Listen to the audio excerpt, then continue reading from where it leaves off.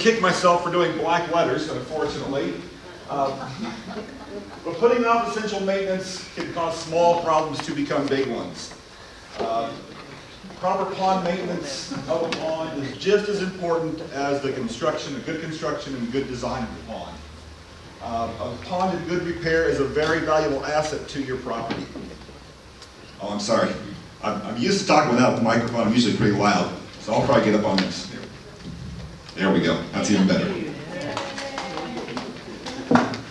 As Jody said, it can serve as a livestock water supply, as well as fish and wildlife habitat, or possibly even for fire suppression.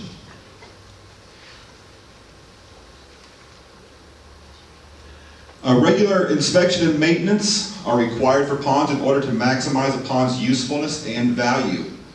A lack of inspection and prompt attention to repair has resulted in irreparable damage to many dams and spillways, making the pond totally useless. Long before irreparable damage occurs, simple and inexpensive repairs will extend a pond's life. Boy, I'm really having trouble reading that. It's not even in focus, I don't think. I'm just going to go to my notes then. I'm trying to read off that.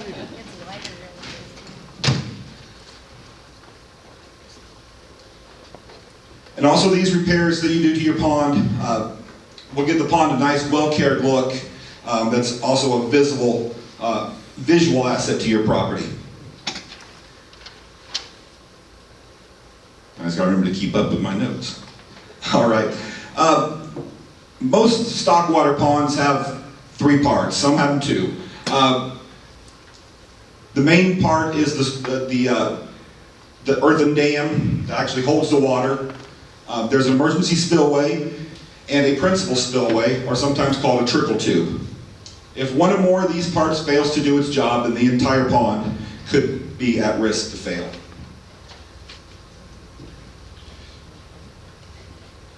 So first we will talk about the actual dam itself, the earthen dam of the pond. It is the key part to a farm pond. It should be maintained to the proper height and width that were set out in the construction standards or specs when it was built. It should be protected and maintained to the original design measurements. And also a good vegetative cover is a must to control rill erosion that is a common problem on the slopes of the dams. Regular inspection will detect any erosion or inadequacy. Sometimes you'll need to fertilize or even reseed some areas on the dam to achieve and maintain that grass cover.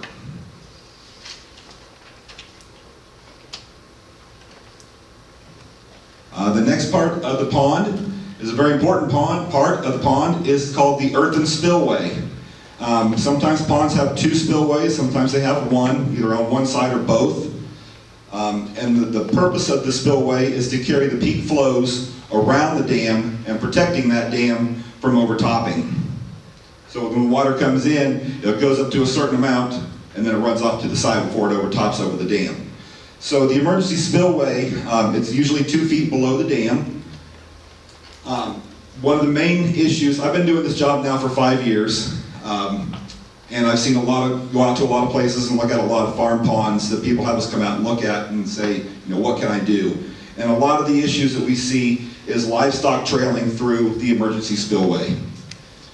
Not only can it start erosion, but it will also lower the depth of your pond.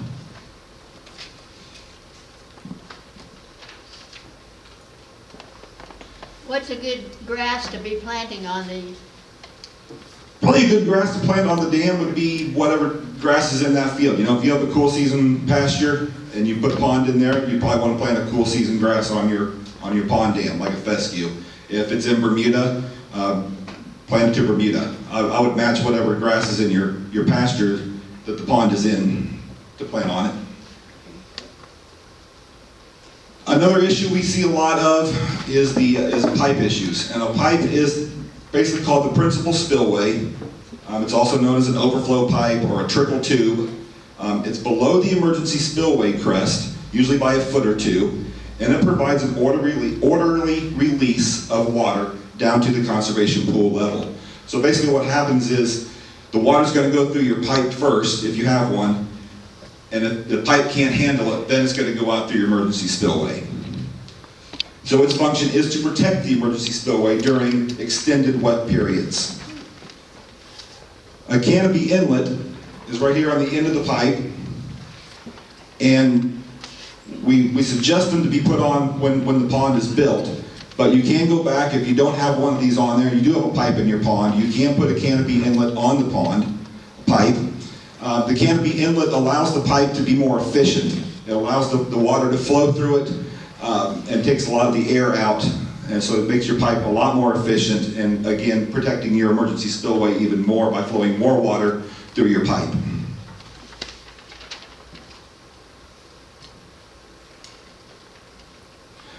Other maintenance issues include mowing the back slopes, bank slopes around the pond, and doing a monthly, during the growing season especially. Other things that should be checked should be the pipe, the outfall structure, where the intake at the pond is and below the pond, to make sure it's not clogged, to make sure that water can go through there without any disruption. Any debris should be removed immediately and disposed of, or placed in a location to prevent future maintenance and not to cause an impact up or downstream of the structure. And of course, remove all trash from around the pond. Don't let any trash get in it. Generally, the site should be kept free of loose trash that could be carried off-site by wind or rain.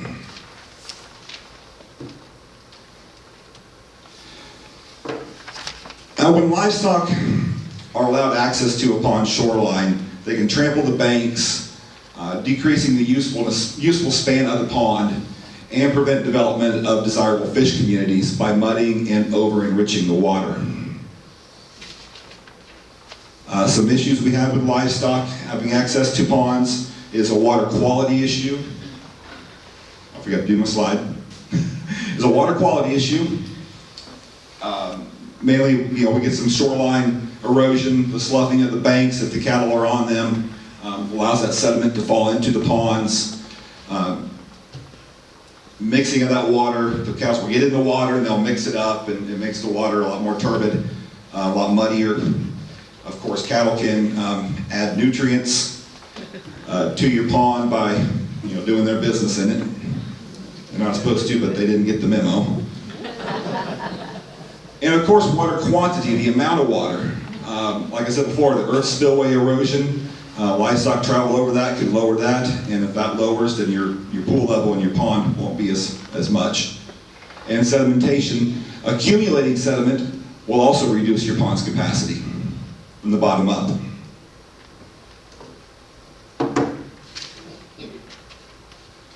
Some solutions for that.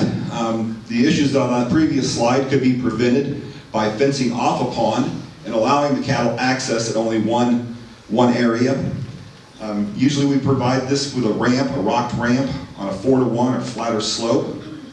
And where the ramp will meet the water, we put an adjustable gate that can come up or down according to the water level that allows livestock access to that water, but not the entire pond.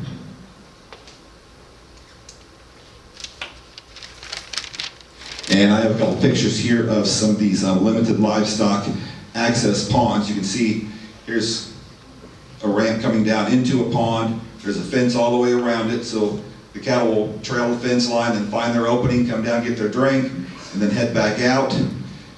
You can see an example of this gate right here, how they move their gate back and forth according to the water level to make sure the cattle have adequate water to drink at the bottom of that ramp.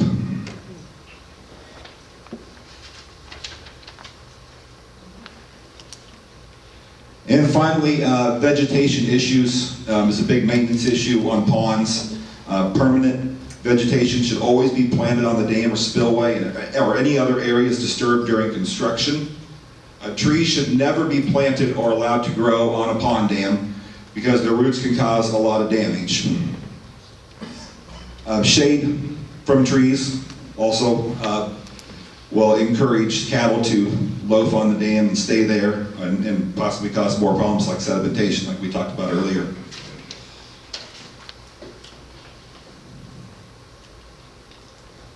Vegetation issues as far as water quality goes. The oxygen consumed by the bacteria that decompose dead plants can lead to a low oxygen level. Decayed plant material also produces offensive odors and gives water an undesirable flavor. And as far as quantity goes, if you have trees on your dam, especially willows and cottonwoods, it's been known, this is probably a conservative number, that those trees can use up to as much as 100 gallons a day of water. So they can take quite a bit of water out of your pond. And a shallow pond, of course, is more susceptible to aquatic vegetation. And I think that's about all I have. I've been about 11 minutes, so I'm a little bit long. I thank you guys very much, and I will hand it over to Jody.